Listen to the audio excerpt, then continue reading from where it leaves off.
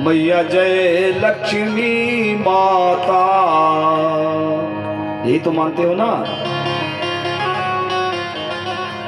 जिस घर थारो बासो सुख संपत्ति आता। ओम जय लक्ष्मी माता। तुम बिनु यज्ञ न होवे वस्त्र न हो पाता। मैया वस्त्र न हो पाता।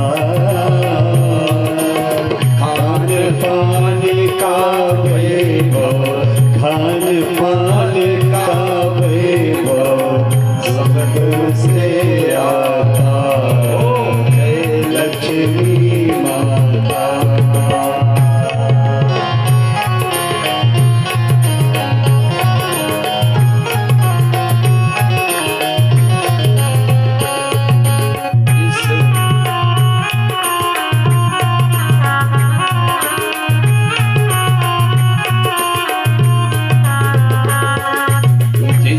घर थारो वासो सुख संपत्ति आता। मैया सुख संपत्ति आता।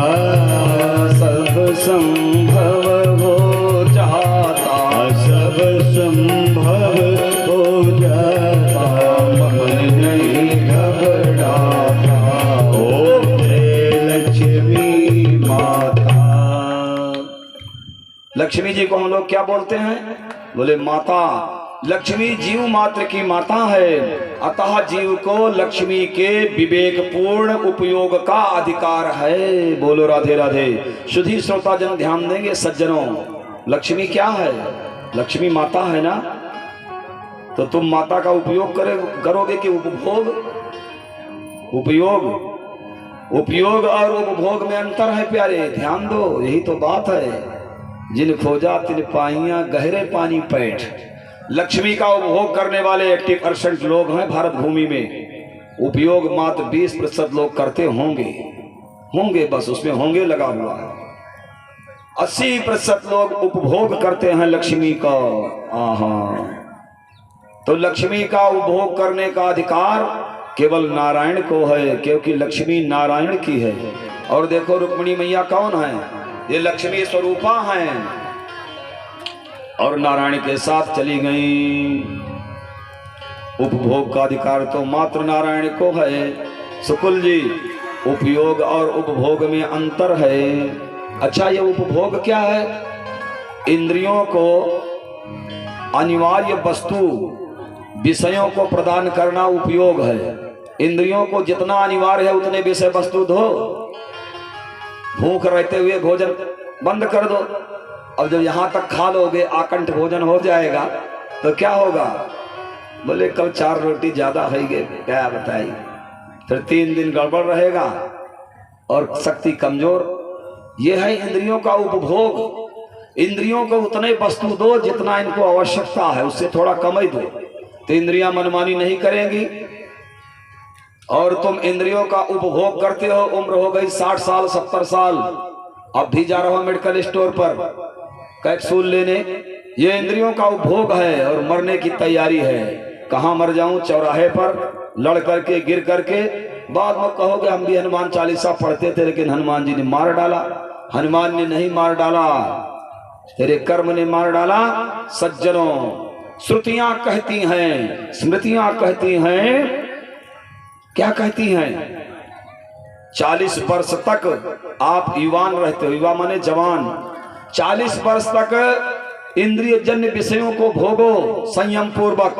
और 40 वर्ष के बाद जब ऊपर उम्र चली जाए, 50 तक संयमित रहो। और 50 के ऊपर होने पर फिर क्या होता है सुकुल जी? 50 के ऊपर आपकी उम्र में क्या लगता है?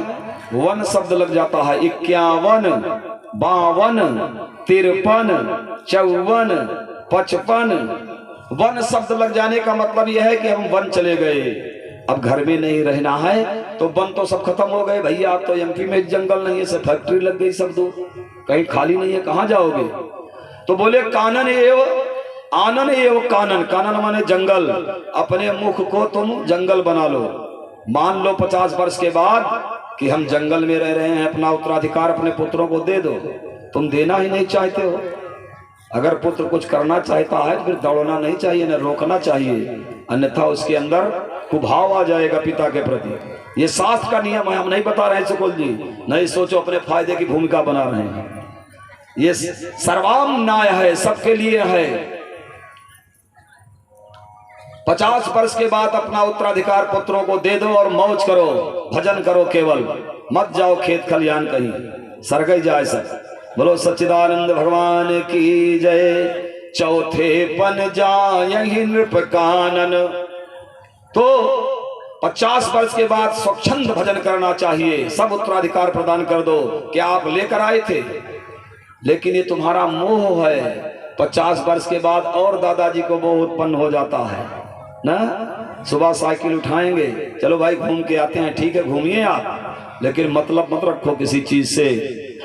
तो इंद्रियों को अनिवार्य वस्तु प्रदान करना उपयोग है, किंतु अनावश्यक इंद्रियों को विषय प्रदान करना उपभोग है। अनावश्यक खाए जा रहे हो, अनावश्यक रतिकर्म कर रहे हो, अनावश्यक गाली बक रहे हो, अनावश्यक मोह को अपने सर पर लादे घूम रहे हो, यही है इंद्रियों का उपभोग। और इसी को कहते हैं स्वेच्छाचार। हम अपनी इच्छा से खाते पीते हैं। धर्मशास्त्र ने जैसा नियम बनाया है प्यारे, वो नियम सब वैज्ञानिक है, साइंटिफिक है। तुम अपनी इच्छा से क्या कर सकते हो? फिर तुम बड़े इच्छा वाले हो, अपनी इच्छा से जी लो, एक दिन भी जी लो तो बताना मुझे। अगर तुम इच्छा वाले हो कि हम अपनी इच्छा से खाते हैं, अपनी इच्छा से सब काम करते हैं, हम किसी की नहीं मानते, तो अपनी इच्छा से एक दिन अपनी जिंदगी बढ़ाकर दिखा दो। नहीं कर सकते हो। उस समय तुम्हारी इच्छा कहाँ चली जाती है? अपनी इच्छा कुछ नहीं प्यारे, हर इच्छा तत्काल। इंद्रियों को स्वेच्छाचार मत प्रदान करो। और इंद्रियों की अधीनता जो स्वीकार कर लेता है, पूरे जीवन रोता है और रोते रोते मर जाता है। इसलिए इंद्रियों की अधीनता कभी स्वीकार नहीं करनी चाहिए मनुष्य को। एक वीर पुरुष की तरह, संयमी पुरुष सैनिक की तरह जीना चाहिए कि जो है सो है, जो नहीं है सो नहीं है। भजन करो और आनंद से रहो। कर्म की रेख अमिट है, वो मिट नहीं सकती।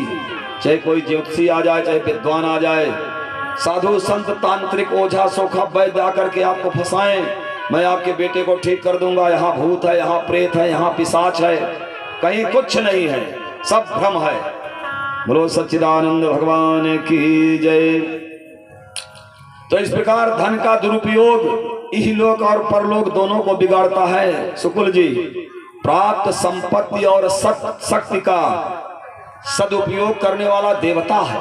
ध्यान देना मेरी बात पर। ये सेंटेंस, ये सब वेरी इंपॉर्टेंट सेंटेंस हैं। प्राप्त शक्ति और संपत्ति का सदुपयोग करने वाला देवता है। प्राप्त संपत्ति और शक्ति का दुरुपयोग करने वाला ही निशाचर है। बोलो राधे राधे। निशाचर कहीं बाहर से नहीं आएंगे। निशाचर का कहीं अलग से गांव नहीं बसा हुआ है। जो अपनी प्राप्त शक्ति और संपत्ति का दुरुपयोग करता है वो प्रमाणित राक्षस है। इसलिए परमात्मा ने अगर आपको शक्ति दिया है, संपत्ति दिया है, तो उसका सदुपयोग करो। बोले द्वारिकाधीश भगवान की जय। अभी आपको चाहे जैसा लग रहा होगा, लेकिन जब चैनल पर यह कथा सुनोगे तो आपको लगेगा कि हाँ, पंडित जी बहुत सुंदर ज्ञान की बातें कर रहे थे ना। उस समय ये नहीं लगेगा हम सुन रहे हैं। ये सर्वामनाय के लिए है। तो सज्जनों, लक्ष्मी कौन है? बोले लक्ष्मी जीव मात्र की माता है, और जीव मात्र को लक्ष्मी के उपयोग का तो अधिकार है। अपनी माता का उपयोग करो ना। माई भूख लगी है, भोजन दे दे। ए मैया दूध पिला दे, मैया मेरे लिए व्यवस्था कर दे खाने पीने की कछु, तो उपयोग है, करने चाहिए। लेकिन क्या तुम माँ का उपभोग कर सकते हो? नष्ट हो जाओगे, मार दिए जाओगे, फांसी हो जाएगी। उपभोग तो पिता ही कर सकते हैं। भगवान जगत पिता हैं और माँ लक्ष्मी रुक्मिणी जीव मात्र की माता है। परंतु सज्जनों, लक्ष्मी मैया के 3 स्वरूप धर्मशास्त्रों में बताए गए हैं। अभी दीपावली आई थी और लोग अपने घर में सब फोटो खरीद कर लाते हैं। सुकुल जी, दीपावली में सुनो, दीपावली में फोटो लाते हैं लक्ष्मी जी का, और उसमें क्या बना रहता है, उल्लू बना रहता है ना, उल्लू लक्ष्मी की फोटो में। अखिलेश जी, लक्ष्मी की फोटो में नीचे उल्लू, और लोग उलूक वाहिनी लक्ष्मी का पूजन करते हैं। लक्ष्मी तीन प्रकार की होती है प्यारे, एक होती है लक्ष्मी, एक होती है अलक्ष्मी, एक होती है महालक्ष्मी।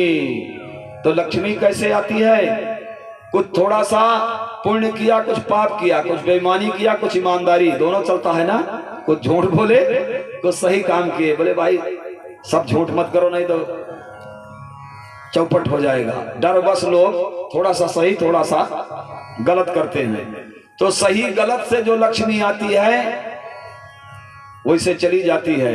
थोड़ा सा अच्छे काम में लग जाएगी और थोड़ा फिर बीमारी में लग जाएगी, क्योंकि दोनों तरह से आपने लक्ष्मी मैया को बुलाया है। जैसे आपने जिसका आवाहन किया है वो आएगा, लेकिन वैसे ही आएगा। यस्य देवस्य यद रूपम यथा वाहन भूषणम तद्वत्तेहु तच्छक्ति रसुरान योधुमाजजो। दुर्गा सप्तशती में आया हुआ है ना, यस्य देवस्य यद रूपम। आप जैसे बुलाओगे वैसे आएंगी मैया। तो लक्ष्मी मैया अगर आप आधा चोरी, आधा बेईमानी, आधा ईमानदारी से ला रहे हो, तो ईमानदारी से जब लाओगे तो वो अंश धर्म में लगेगा, और बेईमानी वाला सब रोग में, बीमारी में, एक्सीडेंट में, इधर में उधर में चला जाएगा। और एक होती है अलक्ष्मी। अलक्ष्मी माने दरिद्रा ना। अलक्ष्मी केवल पापाचार, दुराचार, अन्याय से आती है, पापियों के यहां आती है। और कलयुग में अलक्ष्मी का विकास 10 वर्ष तक होता है। अगर आप कोई भी पुण्य न करो, एक पैसे कुछ नहीं, केवल झूठ बोलो, पापाचार, दुराचार, धोखेबाजी, जरा भी पुण्य मत करो और लक्ष्मी ले आओ, तो प्राप्ते एकादशे वर्षे समूलम विनश्यति अन्यायोपार्जितम वित्तम 10 वर्षाणि तिष्ठति। केवल 10 वर्ष तक वो लक्ष्मी आपके यहाँ रहेगी, गिरह में बस सब समूल लेकर चली जाएगी, पूरा बंटा ढार। इसे कहते हैं अलक्ष्मी। और ये दोनों लक्ष्मी प्यारे, लक्ष्मी और अलक्ष्मी, ये दोनों उलूक वाहिनी हैं। उल्लू पर बैठकर आती है ना, उल्लू पर बैठकर आने वाली लक्ष्मी आएगी तो जिसको बुलाओगे वो आएगा, लेकिन फिर आपको उल्लू बनाकर चली जाएंगी। बोलो लक्ष्मी माता की जय। तो उलूक वाहिनी लक्ष्मी अपने घर में मत लाओ। बोले कौन सी लक्ष्मी लाना है, महालक्ष्मी। महालक्ष्मी नारायण के साथ आती हैं, गरुड़ पर बैठकर आती हैं, ईमानदारी से आती हैं, मेहनत से आती हैं, शुद्धता और पवित्रता से आती हैं। और देखो आप कभी दुकान में, सुकुल जी दुकान के गेट में देखो, काहे चिंता में पड़ गए, कोई चिंता हो गई का? प्रसन्न रहो, मुस्कुराते रहो, मुस्कुराते रहो, कोई चिंता मत करो, मुस्कुराओ।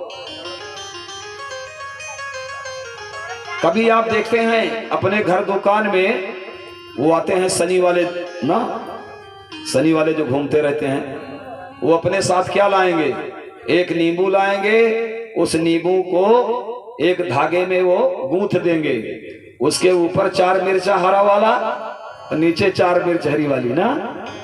अरे भैया इसको टंगवा लो तो आपके घर में दरिद्रा नहीं आएगी।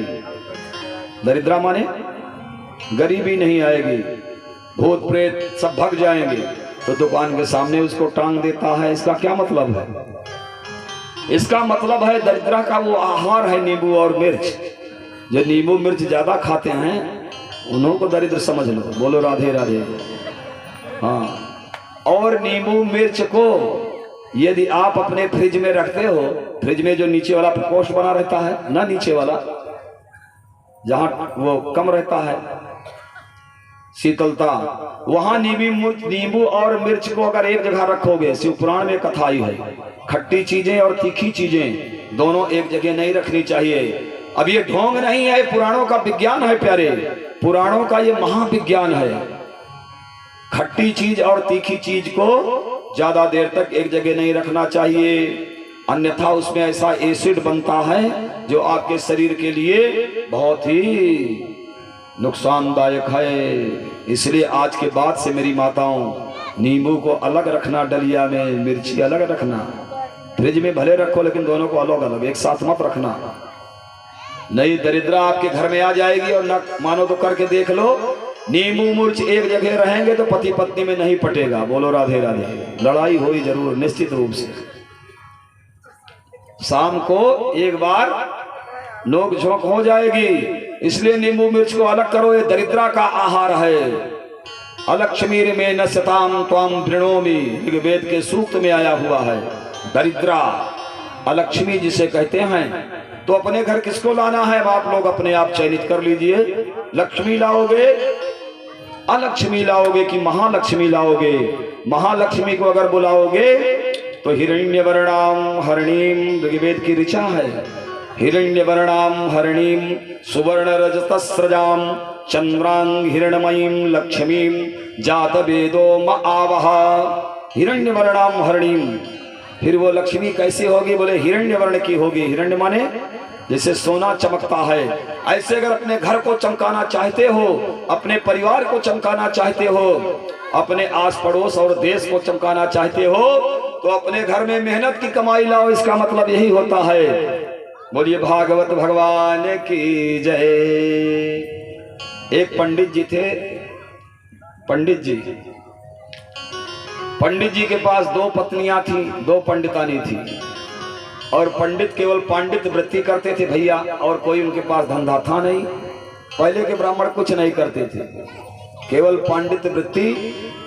ब्राह्मण अगर अपने पांडित से जिए तो कोई खराब बात नहीं है, समझे। ब्राह्मण की दो ही वृत्तियां हमारे धर्मशास्त्रों में बताई गई हैं। हम रात्रिकालीन सत्र में इसका निवेदन करेंगे पूरे विस्तार के साथ। ब्राह्मण की प्रथम वृत्ति है तपस्या करना और किसी से कुछ ना मांगना। उसके बाद जो अपने आप उसको मिल जाए उसी से उदर पूर्ति करना। दूसरी वृत्ति है ब्राह्मण की यज्ञ करना। यज्ञ से जो धन उसे प्राप्त हो जाए उससे अपनी उदर पूर्ति करना। तीसरी वृत्ति है ब्राह्मण की वेद पढ़ाना, उससे जो मिल जाए उससे उदर पूर्ति करना।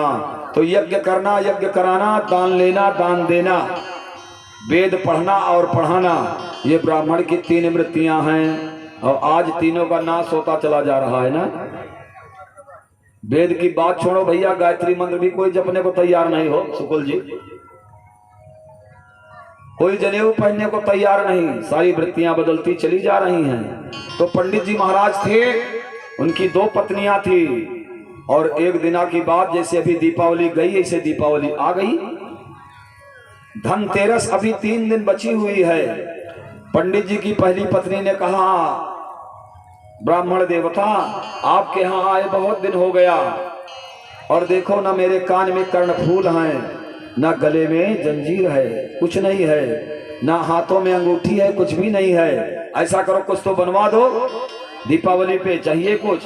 पंडित जी ने कहा ठीक है बनवा दूंगा। धनतेरस वाले दिन पूजन करवाने मुझे जाना है सेठ जी के यहाँ नगर में, वहाँ बहुत सा धन वो देंगे पूजन में, और उससे तुम्हारे लिए कुछ ना कुछ अवश्य बनवा दूंगा। दूसरी भी आ गई, बोले इनको बनवा दोगे तो हम क्या करेंगी, मेरे लिए पायजेब चाहिए। बोले तुम्हारे लिए भी बनवा देंगे। पंडित जी बेचारे पूजन में गए, पूजा करके लौटे तो सेठ जी भी वैसे थे, खूब विधिवत पूजन कराए। पंडित बड़े संकोची बेचारे, चलते समय उनको थोड़ी सी दक्षिणा पकड़ा दी। बोले ब्राह्मण आदमी महाराज आप ज्यादा धन लेकर क्या करोगे, बुद्धि भ्रष्ट हो जाएगी, इतने में ही संतोष रखो महाराज। दाल चावल आटा इत्यादि बांध दिया। निराश ब्राह्मण अपने घर लौट आया सज्जनों। और आने के बाद पत्नियों ने कहा क्यों बनवाए, कुछ ऑर्डर दिया सोनार को। बोले भाई देखो अभी धन कम मिला है, बाद में हम बनवा देंगे। पत्नियों ने कहा कुछ नहीं, कुछ नहीं, तुम्हारे यहाँ रहने लायक नहीं है, तुम हो दरिद्र नारायण। जब से आए हमने कष्ट भोगा और आज तक भरपेट खाने को नहीं मिला तुम्हारे घर में, और पत्नी रखोगे एक नहीं दो दो, खाने को कुछ नहीं, स्त्री दो। पहली ने कहा अब मैं जा रही हूं। ब्राह्मण देवता बोले ऐसा मत करो, ब्राह्मण की पत्नी हो, इस तरह से भागोगी तो समाज में बड़ी बुराई फैलेगी। बोले ना मैं जा रही हूं। उसने अपना बैग निकाला घर से, अपना सामान वामान उसमें डाला, जो कुछ था टांग लिया, चल दिया। बोले जा रही हूं, प्रणाम भी नहीं किया अपने पति को, चली गई। ब्राह्मण देवता बेचारे बड़े सीधे साधे, सोचने लगे अब क्या होगा।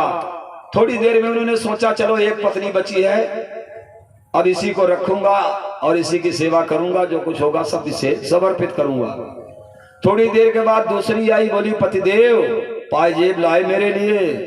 बोले नहीं देवी, पैसा कम था, दीपावली के दिन हमें कई पूजन लक्ष्मी पूजन करवाना है, धन मिलेगा, धैर्य रखो, मैं दीपावली के बाद निश्चित रूप से पायजेब बनवा दूंगा। बोले ठीक है। दूसरी वाली रुक गई और पंडित जी ने दीपावली का पूजन करवाया, फिर भी उनको धन ना मिला, इतना ज्यादा कि वो पायजेब बनवा दें। निराश होकर पंडित जी आए, बोले देवी इतना धन नहीं मिला, मैं क्या करूं। तो उसने कहा अरे बहुत दिन हो गया तुम्हारे यहाँ रहते हुए मुझे, अब मुझे ऐसा लगता है कि तुम्हारा भी घर छोड़ना पड़ेगा, मुझे नहीं रहूंगी। पंडित जी की दूसरी पत्नी भी अपना बैग संभाला और चल दिया। अब पंडित महाराज रोने लगे। बोलिए भागवत भगवान की जय। गोविंद नाम पावन भजन करो मनवा, गोविंद नाम पावन